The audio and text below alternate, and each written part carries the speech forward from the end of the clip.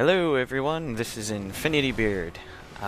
If you're watching this video, I presume you've heard about the new Diablo 3 expansion, which is kind of what I'm going to be focusing on. If you were trying to find the actual videos for the opening cinematic, that's done by Blizzard. You'll want to look that up on YouTube. This is not that video. This is me talking about it and just kind of giving you guys a heads up, a little preview of what's going to be to come. So basically, this focuses on a new main antagonist, Malthael, who was once the Archangel of Wisdom, but has since now fallen and become the Archangel of Death.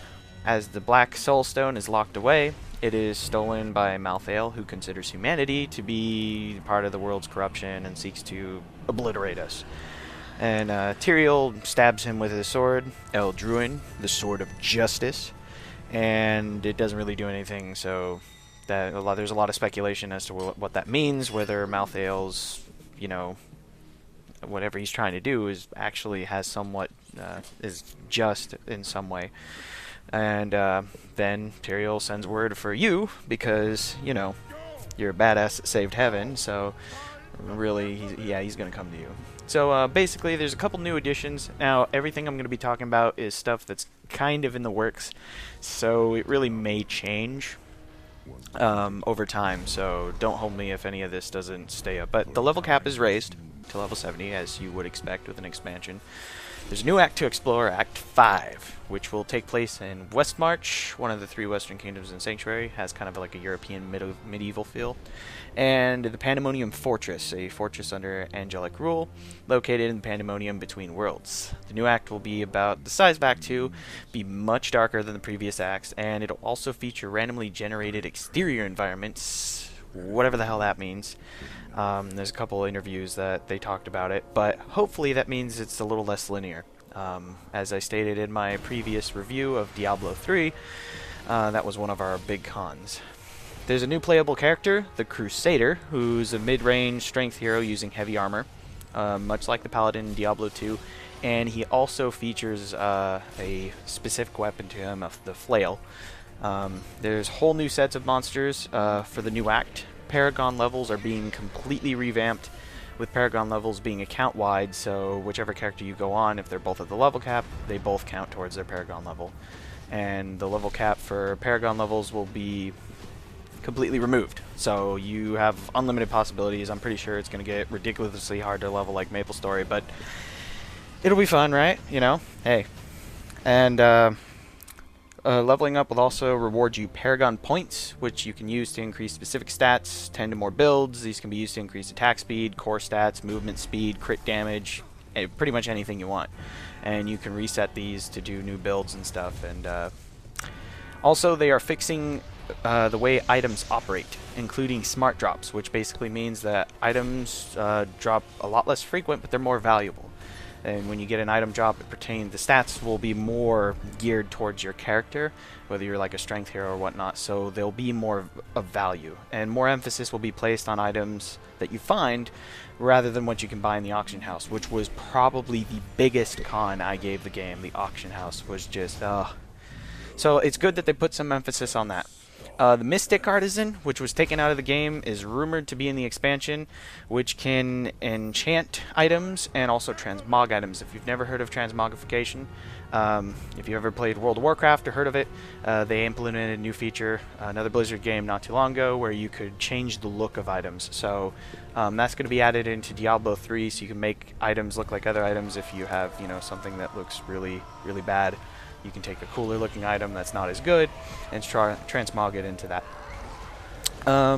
There will be more world content, such as Nephilim trials, challenge-based encounters, portals that appear randomly in the world left by other Nephilim, a bunch of extra stuff, including more modes of play, such as loot runs, bounties, and exploration. Now, what those specific modes of play do is really unspecified. It's currently not known. It hasn't been mentioned in any of the interviews I've seen or any information I can find on the web.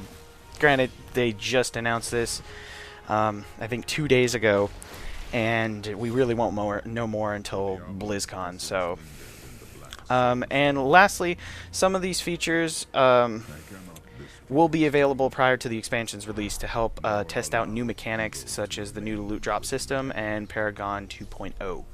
So some that you get, of course, you won't be able to play as the Crusader, or play the new actor, or any of the good stuff, but there is some good stuff that will be coming to people who already have the game and play it on a consistent basis.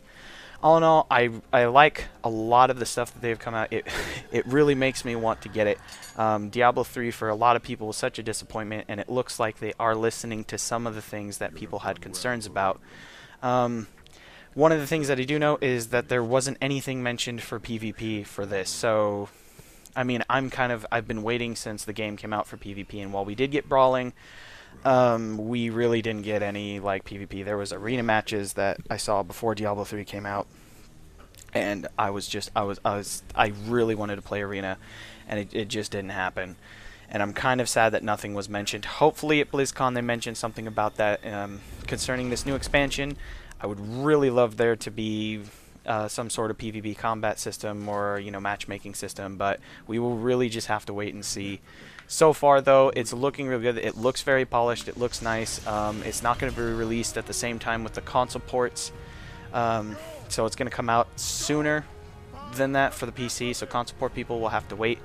But oh, and it's coming out sometime in 2014. We don't know exactly when. I'm pretty sure they'll announce that at BlizzCon. BlizzCon's right around the corner, and keep you guys up to date. I hope you guys are excited for this expansion. I really hope if you plan on getting it, it does not let you down, because Blizzard let down a lot of people with Diablo 3. Not that it wasn't fun, but there was a lot of things that they changed. But hopefully, with the stuff that they're saying they're going to change with Reaper of Souls, I don't know if I mentioned that in this video yet, but yeah, that's the title of the expansion. It's looking promising. So hopefully it doesn't let us down, and it's a great expansion for a game. So thanks guys for watching. I will post some more stuff. Please, by all means, go ahead and go check out the videos that are on online, and go ahead and do some research if you like. This is all the information I have right now. Hopefully it was something you were looking for, and I hope I helped out in some way. Watch my other videos, and I'll be posting a new one soon, and I always love to hear from you guys. You can check that out on my channel, and I'll talk to you soon.